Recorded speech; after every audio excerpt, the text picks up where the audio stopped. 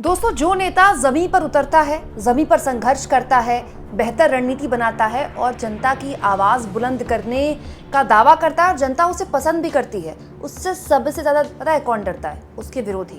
उत्तर प्रदेश में लोकसभा चुनाव में समाजवादी पार्टी ने जो हश्र किया है बीजेपी का, और ऐसा हश्र जिसकी शर्मिंदगी आज तक बीजेपी नहीं उठा पाई। हालत ये हो गई कि लोकसभा चुनाव के बाद से अब तक उत्तर प्रदेश की जो बीजेपी इकाई है उसमें गद्दार गद्दार गद्दार जैसे शब्दों का खूब प्रयोग हो रहा है। उस उत्तर प्रदेश में सियासत एक बार फिर जबरदस्त तरीके से कल रात गर्मा गई, जब आधी रात, जी हाँ, समाजवादी पार्टी के मुखिया अखिलेश यादव घर से निकले और कुछ इस तरह का माहौल बदल गया।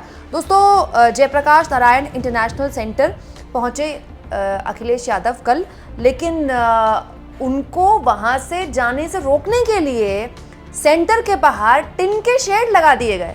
मतलब कितना हास्यास्पद है देखने वाला दोस्तों, कि एक ऐसा सेंटर जो कि सरकारी पैसे पर चलता है, जो किसी की बपौती नहीं है, कोई किसी का पार्टी दफ्तर नहीं है, वहां अखिलेश यादव ना चले जाएं, इसके लिए उसे कुछ इस तरह से टिन के शेड से ढक दिया गया। यानी अखिलेश यादव को वहां जाने से रोका गया।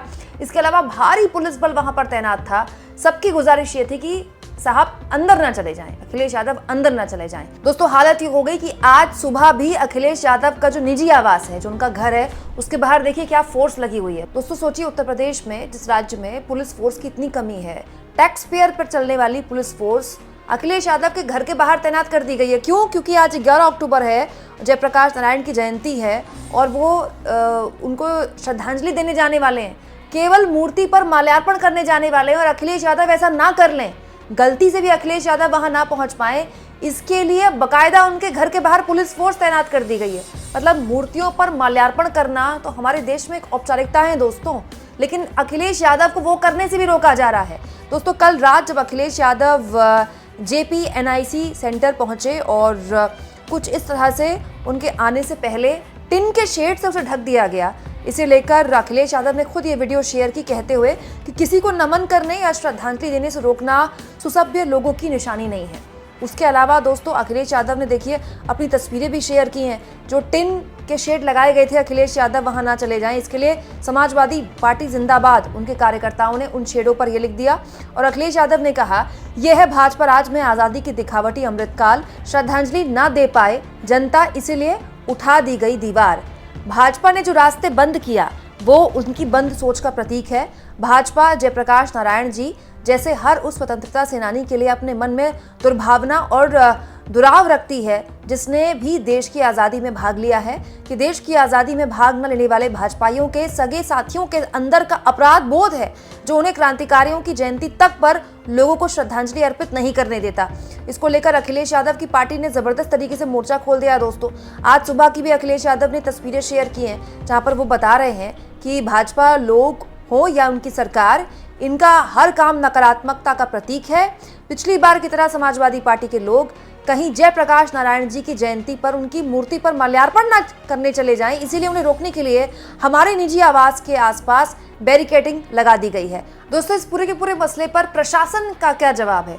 जाहिर सी बात है, आपके मन में ये सवाल होगा कि प्रशासन इस पूरे के पूरे मसले पर क्या टेक रहा है, आखिर अखिलेश यादव को अंदर जाने से क्यों रोका जा रहा है? तो इस पूरे मसले पर लखनऊ विकास प्राधिकरण ने अखिलेश यादव के कार्यक्रम को लेकर एक पत्र जारी किया है, जिसमें लिखा है कि JPNIC एक निर्माण स्थल है जहां निर्माण सामग्री बेतरतीब ढंग से फैली हुई है और बारिश के कारण कई कीड़े होने की संभावना है।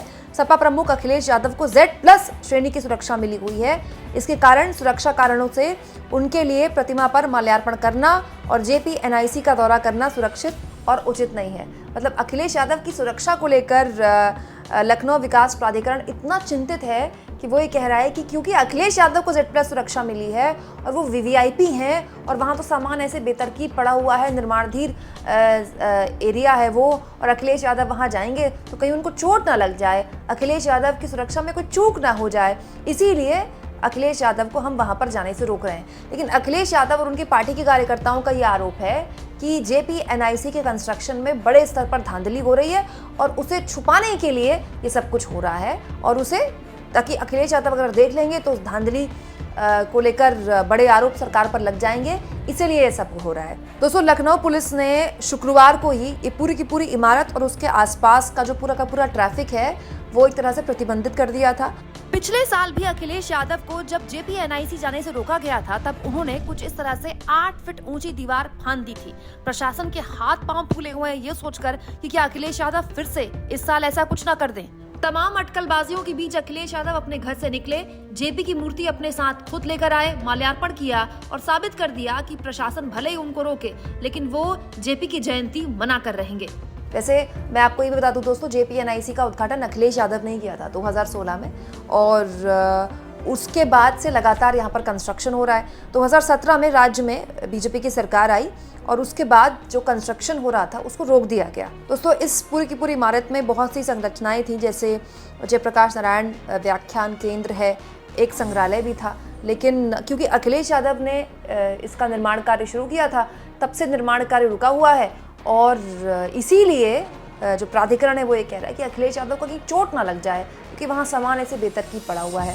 और अखिलेश यादव ने पिछले साल भी यहाँ पर जाने की कोशिश की थी, तब भी उनको ऐसे ही रोका गया था। तो बड़ा सवाल तो दोस्तों जो जवाब लखनऊ प्राधिकरण को देना चाहिए वो ये है कि कंस्ट्रक्शन रुका क्यों हुआ है।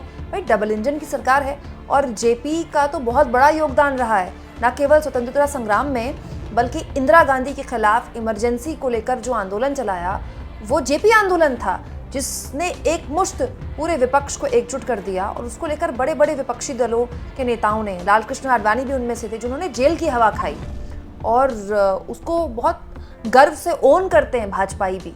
तो फिर उनके संग्रहालय में समाजवादी पार्टी यही आरोप लगा रही है कि उनके संग्रहालय में काम क्यों रोक दिया गया, और काम रोका तो रोका, लेकिन अखिलेश यादव को वहाँ जाने से क्यों रोका जा रहा है। भाई, किसी को याद करने के लिए माल्यार्पण करना या किसी जगह पर जाना, मतलब वहाँ पर आप पुलिस बल तैनात कर रहे हैं, पूरा का पूरा ट्रैफिक उस एरिया में इस बात पर लगा दे रहे हैं कि अखिलेश यादव वहाँ चले ना जाएं, अखिलेश यादव अंदर की तस्वीरें बाहर ना लगा दें। इसको लेकर पूरा का पूरा ध्यान योगी आदित्यनाथ की सरकार पर है, जबकि अखिलेश यादव और उनकी पार्टी कह रही है कि इससे ज़्यादा ध्यान अगर उस जगह के कंस्ट्रक्शन में लगाया गया होता तो अब तक तो वो बन के तैयार हो गया होता। दोस्तों, उत्तर प्रदेश की राजनीति में क्रेडिट लेने की होड़ काफ़ी वक्त से चली आ रही है। जैसे कई एक्सप्रेसवे अखिलेश यादव ने बनाए, जिसको लेकर वो आज भी कहते हैं कि देखिए हमने जो एक्सप्रेसवे बनाया उसमें प्रधानमंत्री मोदी की मौजूदगी में फाइटर जेट्स उतरते हैं, लेकिन इन्होंने जो एक्सप्रेसवे बनाया वहाँ चुनाव से पहले सड़कें उखड़ने लगती हैं। इसके अलावा मायावती भी अपने दौर में कई ऐसी विकास परियोजनाओं को गिनाती हैं कि देखिए ये हमारे दौर में बनी हुई विकास परियोजना है। उत्तर प्रदेश में इस तरह के क्रेडिट लेने की होड़ लगातार बढ़ती रहती है और ये हर पार्टी के अंदर है। लेकिन बड़ी बात यह है दोस्तों कि अखिलेश यादव को इस साल जिस तरह से रोका गया, वैसे ही पिछले साल भी रोका गया था, लेकिन इस साल बड़ी खबर बनी, इस साल इसे लेकर काफ़ी चर्चा हुई। अखिलेश यादव ने जो कहा उसे काफ़ी गंभीरता से लिया गया, न्यूज़ चैनल्स में दिखाया गया, क्योंकि अखिलेश यादव का राजनीतिक कद बढ़ चुका है दोस्तों। अखिलेश यादव आज लोकसभा के अंदर तीसरी सबसे बड़ी पार्टी है, समाजवादी पार्टी, सबसे बड़ी पार्टी BJP है, उसके बाद कांग्रेस है, तब सिंपल अगर एक मेजॉरिटी वाइज पार्टी देखा जाए, और तीसरी सबसे बड़ी पार्टी अखिलेश यादव है।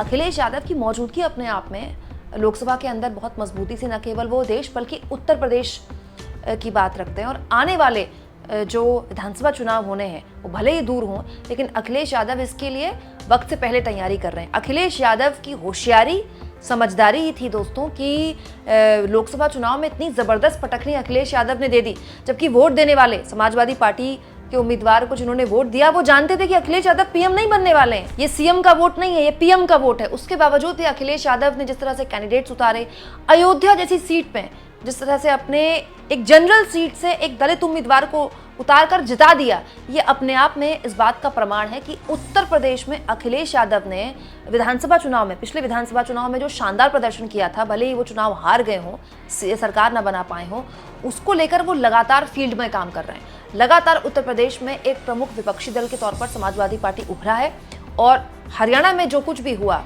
कांग्रेस के साथ, उसके बावजूद भी समाजवादी पार्टी इंडिया गठबंधन का जिक्र करती है। आने वाले उपचुनाव में भी समाजवादी पार्टी इंडिया गठबंधन के साथ ही जमीन पर उतरने वाली है।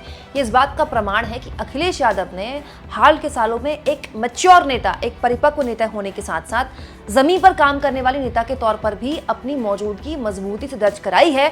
और यही बात है क्या जो बीजेपी को परेशान कर रही है, कमेंट बॉक्स में ज़रूर लिखें। और जितना हो सके दोस्तों, चैनल को शेयर करें, सब्सक्राइब करें और थैंक्स और ज्वाइन, ये 2 ऑप्शन है जिसके जरिए आर्थिक तौर पर भी आप चैनल के हाथ मजबूत कर सकते हैं।